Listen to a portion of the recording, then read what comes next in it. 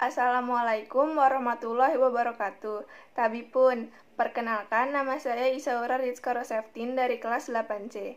Pada kesempatan kali ini, saya ingin membuat sebuah resensi dari buku cerita yang berjudul Cerita dari Tanah Lado.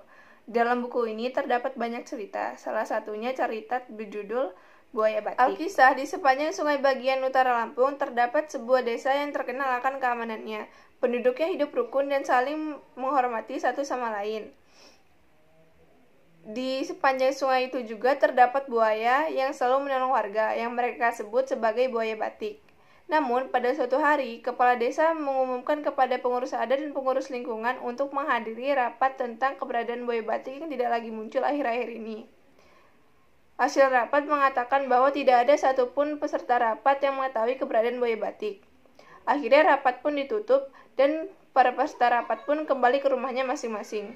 Saat peserta rapat kembali ke rumah masing-masing, Kipati memilih untuk duduk dan bercerita bahwa ia melihat kembang melinjo yang berserakan di sekitar sungai. Sebenarnya kembang melinjo adalah pantangan bagi buaya batik. Namun yang mengetahui hal itu hanyalah Kipati, Kusimba, dan juga seorang sesepuh desa yang sudah tiada.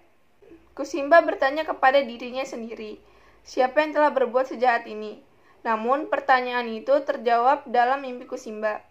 Seperti nyata, buaya batik menyatakan salam perpisahan dan berpesan kepada Kusimba untuk selalu menjaga sungai Tulang Bawang. Menurutnya, sudah waktunya penduduk desa untuk hidup mandiri tanpa bantuannya. Keesokan paginya, Kusimba bercerita tentang mimpinya tersebut kepada Kipati. Kipati takjub jika buaya batik yang selalu menolong warga telah tiada. Benar saja, sejak saat itu, buaya batik tidak lagi muncul di Sungai Tulang Bawang. Namun, keadaan desa tetap aman dan penduduk desa tetap hidup rukun. Pesan moral yang terdapat dalam cerita buaya batik tadi adalah, segala sesuatu yang ada di muka bumi ini tidak ada yang abadi, semua ada masanya.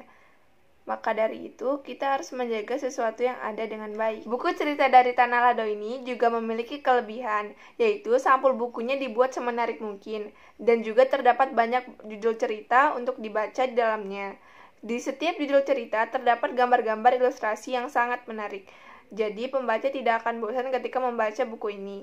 Dan juga terdapat terjemahan bahasa Lampung di bagian belakang buku tersebut. Namun di buku ini juga terdapat beberapa kekurangan, yaitu di dalam bukunya tidak diketahui penulis dan penerbitnya. Baik, itu tadi resensi dari saya tentang buku cerita dari Tanah Lado. Jika ada kesalahan kata, saya mohon maaf. Wabillahi taufiq wal